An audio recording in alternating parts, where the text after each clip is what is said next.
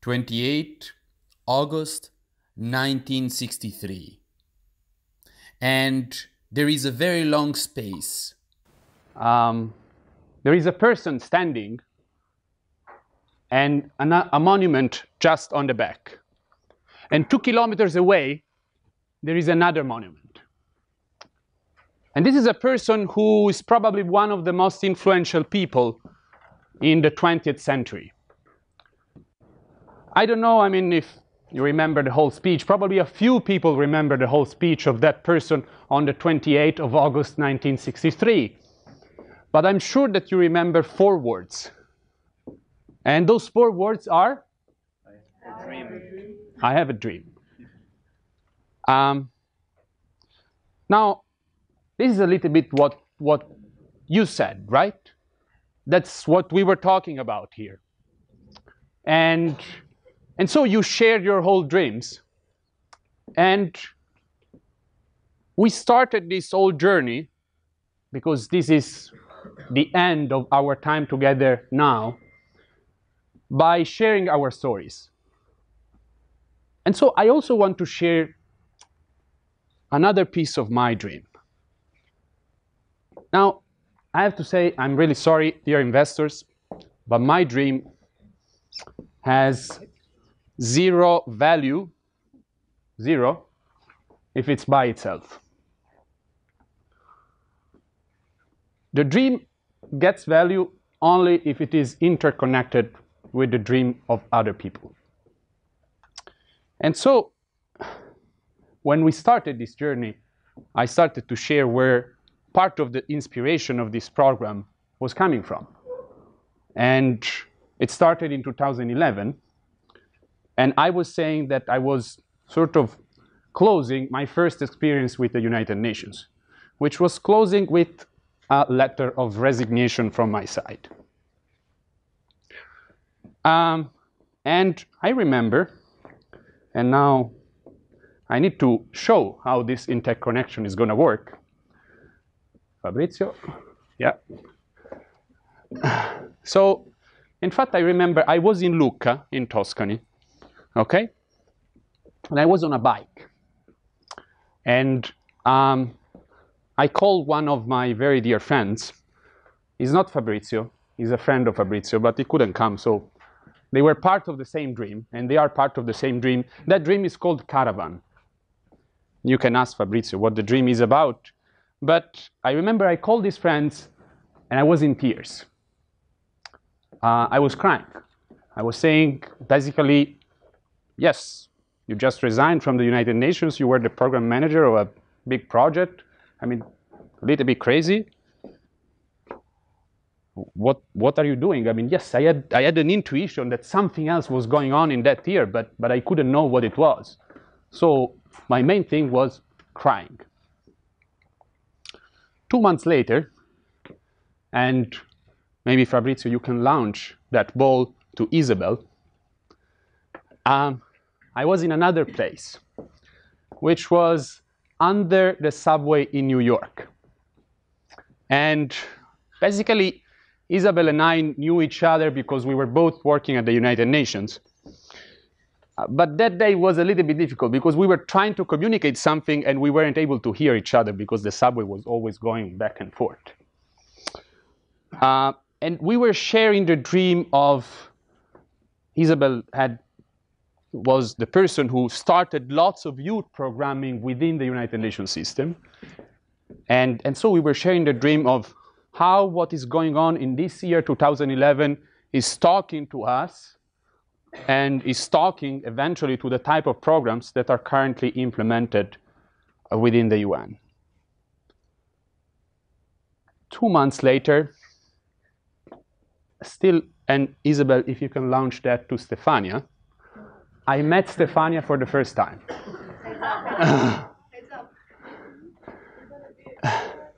And I have to say, well, I very well remember the words that Stefania welcomed me with when she shook my hand for the first time. And she said, I would very much like to have your job. I said inside myself, I didn't say it loud, but I said, really? I'm so lost at the moment. So, yes, I have an intuition, but I don't know what's going to happen next. And I started to travel in a few of the countries that are part of this shared region. So maybe, Stefania, if you can send this to Summer first. Where is Summer? Yes, and then to Ashraf. Because that was a good one. Because one of the, yes, and then you can move it to Ashraf. Because two of the countries that I visited were the countries where Summer, Syria, and Ashraf, Tunisia, are from.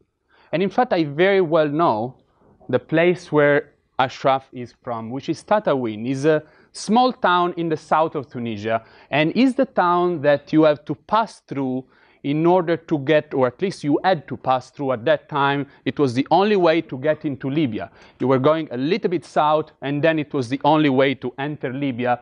Not in a very safe way, I have to say, but still entering. Libya was, a war was going on. And at the beginning, I was just observing what was going on in these countries. And at a certain point, I was just feeling that, and maybe you can start to pass to each one of the participants here, to each one of the people who were part of this program. I started to feel that what was going on in some of these countries was speaking to everyone in the Mediterranean, that it was not only something of one country or one person, but this energy that was coming out was something that was speaking to everyone. And once you're finished, if you can please pass it to Matteo, because this was the end of 2012. Yes, you can pass it calmly. This was the end of 2012, and Matteo was organizing a conference in Tunisia on youth entrepreneurship. And Isabel and I were there. And I very well remember, conference finished, and we were on a plane coming to Torino to meet, in fact, the foundation. And we had a piece of paper on the plane, and we started to just draw on the plane. Oh, what a program on social entrepreneurship might be about. It was okay, that was just one paper, that's it. And that's the day after we arrived with the plane, and we meet the foundation and number Stefania and a few others who were there. And that was the first time that we started to discuss about the idea, and then the project comes about. But I have to say, I mean, I listened very much to, in fact, the presentation that Elena gave, for example, a few days ago when she came. And she described that the journey to sort of look at your dream is sort of like going on roller coasters, right? Very high, very fast, and very low, very fast as well, right? It might hurt.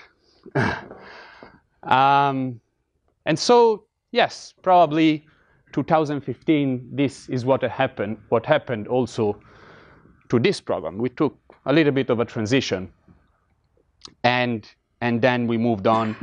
And then now I would like also to pass it to Andrea, to Beata, to Enrico, just a few of the people with whom we started to share the dream also for the future, and how this dream can expand also to other places.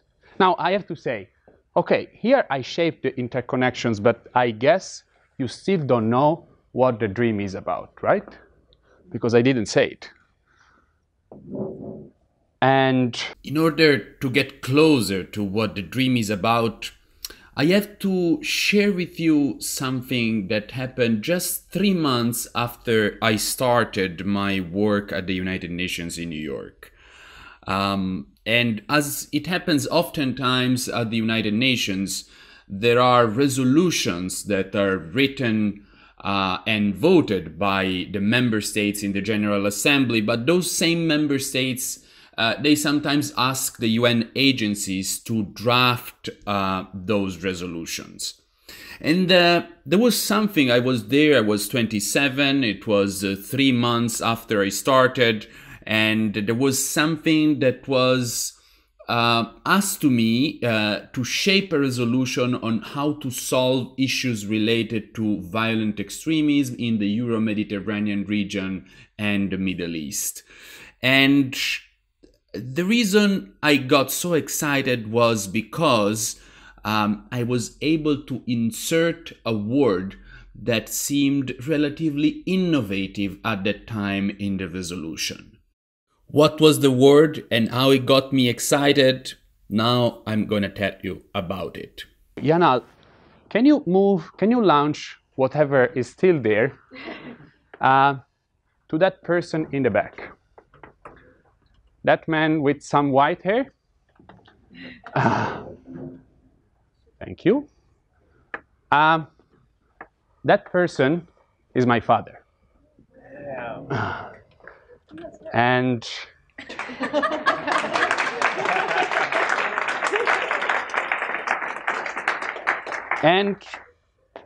well, now you're going to laugh even more.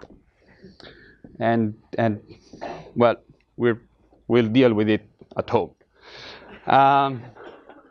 Because what I want to share with you is that I didn't tell you the word that was in that resolution. Now, to tell you the word that is in that resolution, I have to share my first love letter, which was written at the age of 8. And her name was Daniela, blonde girl. And I don't know, it was 8. Many years have passed. But, well, first of all, the letter was 10 pages. Very long, huh? And I was trying to understand how am I going to convince her that I'm so much in love with her. You know? And, well, of course, I mean, when we try to do something, we always go back to our cultural background, what we learned, no? And so I have to say that my father, now, in my classmates, oftentimes when we were meeting together, they were telling the story of the cartoon that they watched the night before. But in my case, it was a little bit different, because one of the books that my father was reading me is called The History of My Experiences with the Truth, which is, for those who don't know, is the autobiography of Gandhi. And now, Gandhi, when he describes whatever he does, he mentions a number of sacred books. And he draws from those sacred books how those sacred books are informing his practice. And, well, in that case, I was trying to do the same. So I was saying 10 pages. These are the sacred books that say why I am loving you, right? It didn't work, okay? I changed my style afterwards. But what was important is that the word that I was so happy to put in that resolution was nonviolence. And now you understand where it was coming from. Now, I also have to share that that type of excitement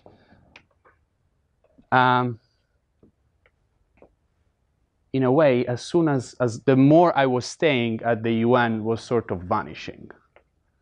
Because we said at the beginning that our stories matter by themselves, but they matter much more if they're listened.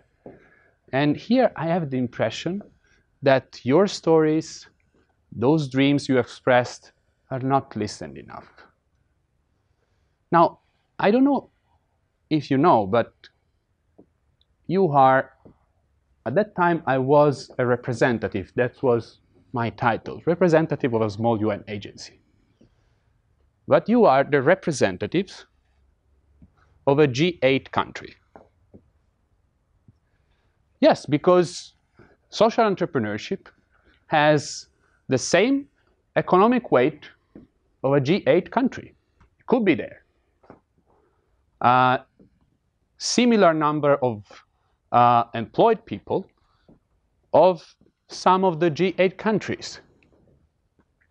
And now I'm always asking myself, why when I go at the United Nations, I don't see any of these representatives where all the decisions are made?